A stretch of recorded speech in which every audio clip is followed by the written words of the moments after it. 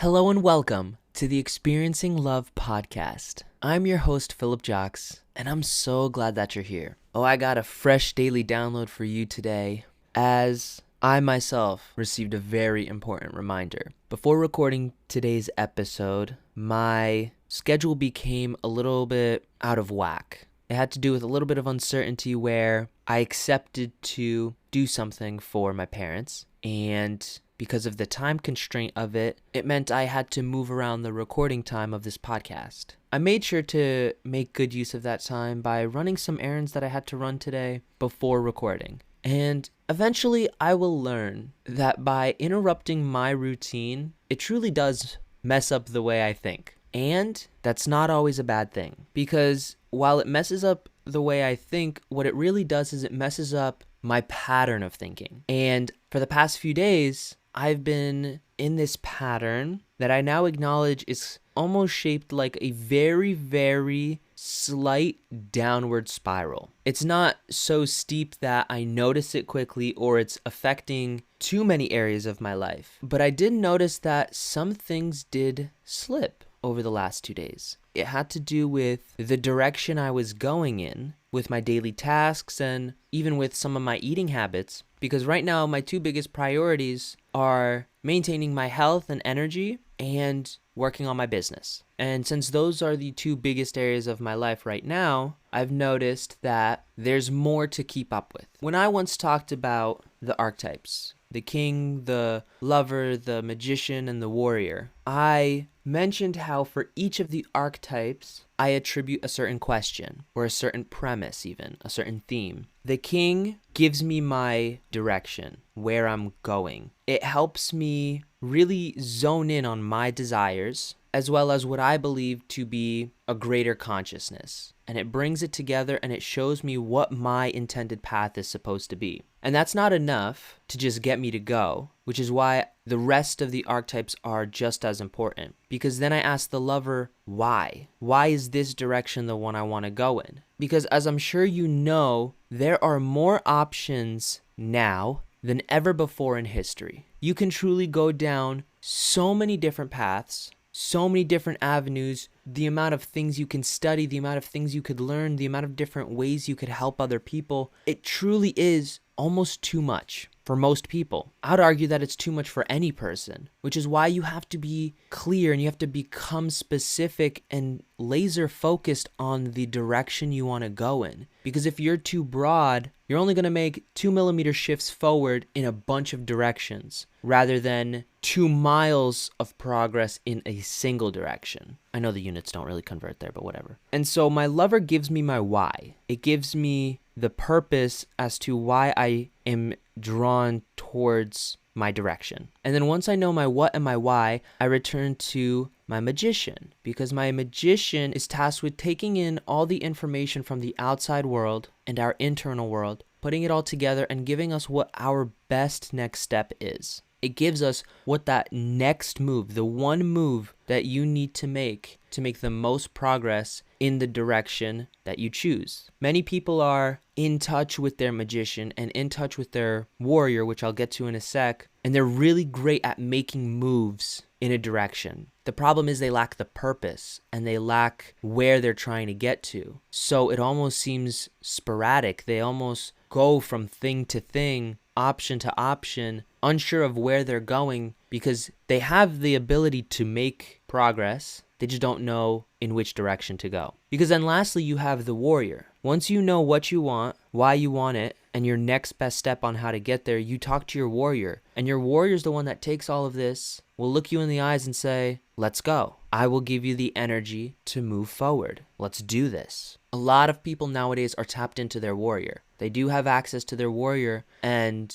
a lot of people are in this mentality of go, go, go, go, go, and they have the energy, they have the power, they have the resources, whatever they need, but very rarely do they ask, where am I going and why am I going that way? It's very, very rare. And you'll find that when you meet the people that do know the direction they're going in, and they're tapped into their king and tapped into their lover and tapped into their magician and warrior, those are the people who most often become most successful. And they become most successful in many metrics, whether it's financial, whether it's relationships, whether it's emotional, because they're aligned with who they are and where they're supposed to go. They're living the lives they're meant to live, and that will inherently bring you more fulfillment and more satisfaction. And I speak that from experience. No matter what material success you may have, or no matter what experiences you may collect, if you're out of alignment with yourself, it sucks. It's not fun. Those moments of pleasure and joy are fleeting. They run out, and then you're left with that empty feeling of, is this it? Do I have to go get the next thing now? Because if you don't know why you're getting the things you're getting, then they mean nothing. You could have the houses, the cars, the money, you could go to the parties, but if you don't know why you're there, you're always going to be feeling like you're missing something, like you're lacking something. And it's in that lack that we feel the pain. I give this recap of the archetypes to give a little preface as to the realization I had for myself. I was looking at my calendar, and if you ever get the chance to see my calendar, you'll know it is tracked down to the 15-minute interval. I know exactly what I've done every single day for the past couple months because of how much I track my calendar. And because of that, I'm able to really reflect on what my days are like. After a certain event, how much time do I spend working and how much time do I spend on myself? How much time do I spend doing things that don't exactly serve me or things that really do serve me? And so I was just reflecting, and I noticed that I've been making great progress in certain directions, especially towards my health and my business, but I realized it wasn't the direction I'm supposed to be going in. It's this premise, this notion that sometimes we can get into where we convince ourselves we're making progress, but in reality, we're just making motion. A good friend of mine recently told me, Philip, it's great you're doing all these things. Just remember not to mistake motion for progress. I was making a lot of motion. I was rocking the boat. I was trying new things, but I also realized that I was distracted. I was distracted from the direction I knew I was supposed to go in. And it was just a very slight distraction. And by slight, I mean a small shift. It's not like I was going in the complete opposite direction, but as I like to look at it, there's about 20% of the things that we could do in any area of our life that'll give us 80% of the results that we want. Those are the big moves, the money moves. Those are the ones that give us those big steps forward every single day. But don't get me wrong, there is those other 80% of things we could be doing throughout the day, and it only results in a total of 20% of the progress we can make. So if I'm here looking to maximize my time and maximize my efficiency and create as much progress as I can, it only makes sense to find and focus on the 20% of the things that I could do that'll get me 80% of the way there. Because ultimately what ends up happening is as you complete those 20% of the things and you level up so fast and so hard, the list changes and a new 20%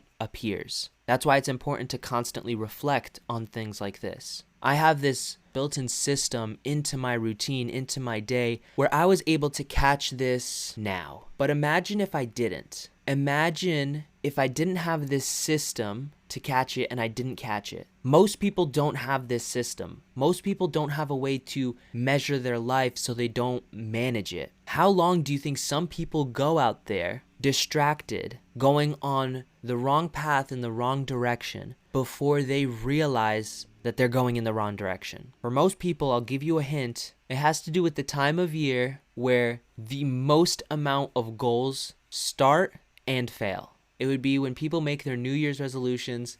That's when they do their reflection on, okay, how did this year go? That gives you one chance out of 365 days to course correct. Now, I've created a system for myself where I check myself once a week. Usually on Sundays, which gives me 52 chances in a year to course correct. So I could be off a couple days here and there, but how long do you think those last? At most, truly, it could only be 7 days. Because if I'm really going in the wrong direction since the very start of my week, by the time the next reflection comes around, I course correct. Funny enough, today's not even Sunday, and I caught it today. I'm able to course correct today. And it's making me wonder if I should come up with an even more granular system that lets me course correct maybe every 3 days. or every 4 days or even every day? That's what I'm wondering now, because part of the system that helps me do this course correction is tapping into my archetypes, tapping into my king and my lover and my magician and my warrior, and just checking in and seeing, all right, is my plan for the day, is how I feel about myself right now, is that in line with who I want to be and where I want to go? I mentioned before that not just my business, but like my diet was also starting to slip in a direction. And that's because I'm very, very aware of how I'm eating and making sure to eat healthy. But there was a couple days this week that I actually found myself overeating again. And don't get me wrong, it's clean overeating. Like, I'm not eating junk food, I'm not eating snacks, but I'm also tracking my calories, and I know to a degree, because I'm not actually measuring that hard, that there's days that I'm eating more than I need to because I may not be moving around as much that day. Maybe I didn't need that extra shake. I say shake, but it was actually overnight oats. Anyways, that's not relevant. And so I was able to course correct that as well. And to say, okay, let's look at that. My portion sizes have been getting bigger, and I'm still eating 3 to 4 times a day. I can still eat 3 to 4 times a day. I aim for 3, really. Let me just make my portions a little bit smaller. And if I'm gonna eat big portions, might as well make it more vegetables. Especially when you know how to make vegetables delicious. Oh my gosh. It's worth it. It's truly worth it. Anyways, I love those little moments where let me tell you, I'm just excited. Yesterday, the whole episode was about excitement, truly, and feeling more excited. And I'm still excited about my breakfast from yesterday, my breakfast and lunch, and how I'm going to make it again today for lunch and dinner. I'm that type of way that when I find something I like, I go all in. That's how my business is also. I'm finding something that I love to do and I'm going all in. I make sure to stay healthy and energized so I get lots of sleep and I stick to my routine so that I stay in that headspace and I'm eating well. But when I'm not taking care of myself and my health, I'm truly putting in the work on my business. Because I love what I do. I love this opportunity that I've been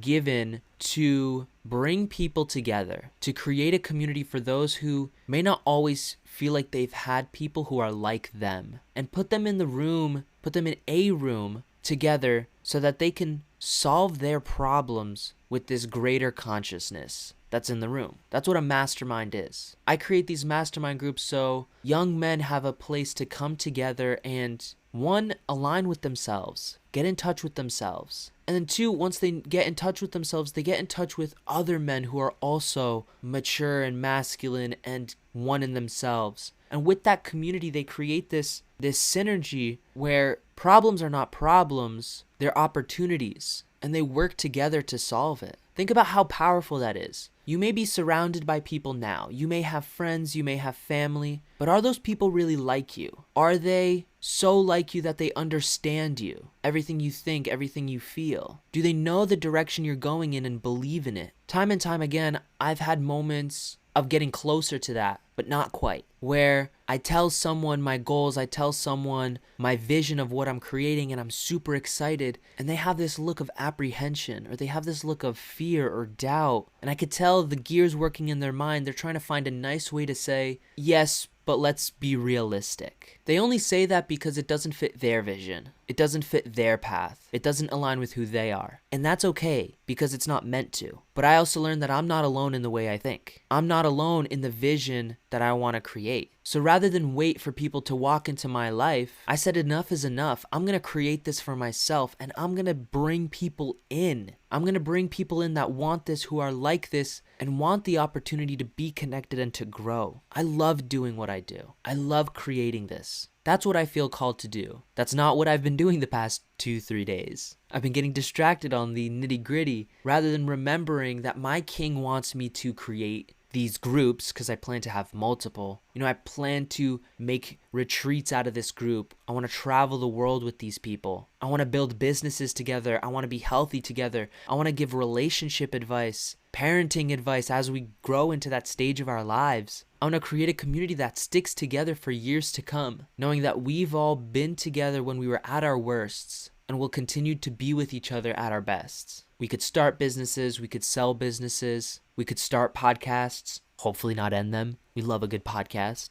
We could plan adventures. experience the world and everything it has to offer. That's what I'm called to do. Bring together these people in a way that they've never been brought together before. And part of my mission and part of my beliefs is, this is something that the lover tells me every single day. It's that the longer I wait to put in the work right now, the longer that every single one of those people have to wait to be brought together. So I'm not hurting just myself when I don't follow my path.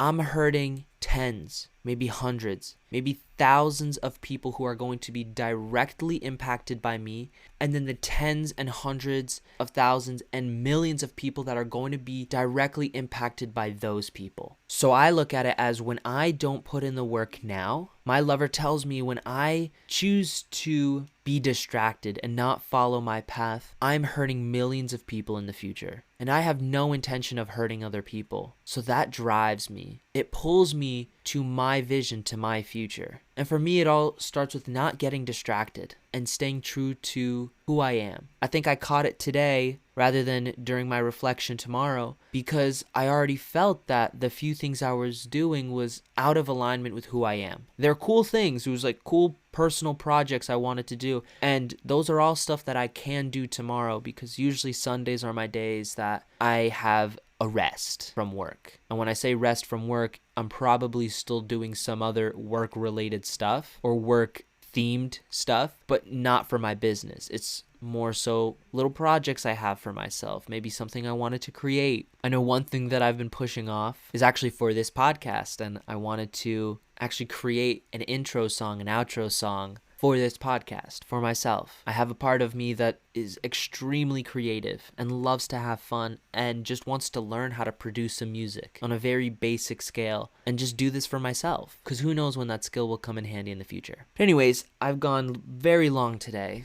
and I truly hope you gained something out of this episode as much as I gained out of my realization this morning.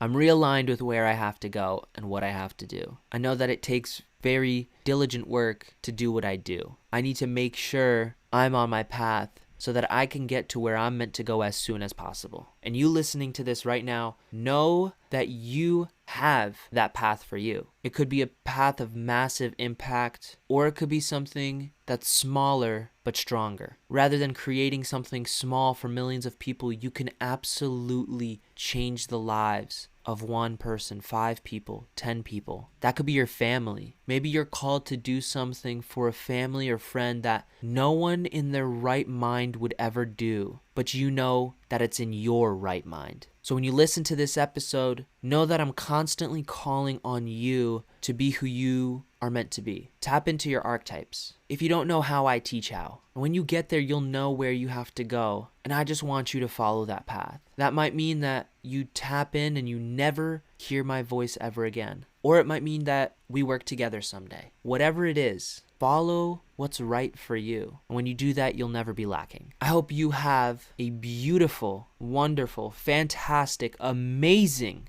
rest of your day. And I look forward to seeing you in the next one. I love you.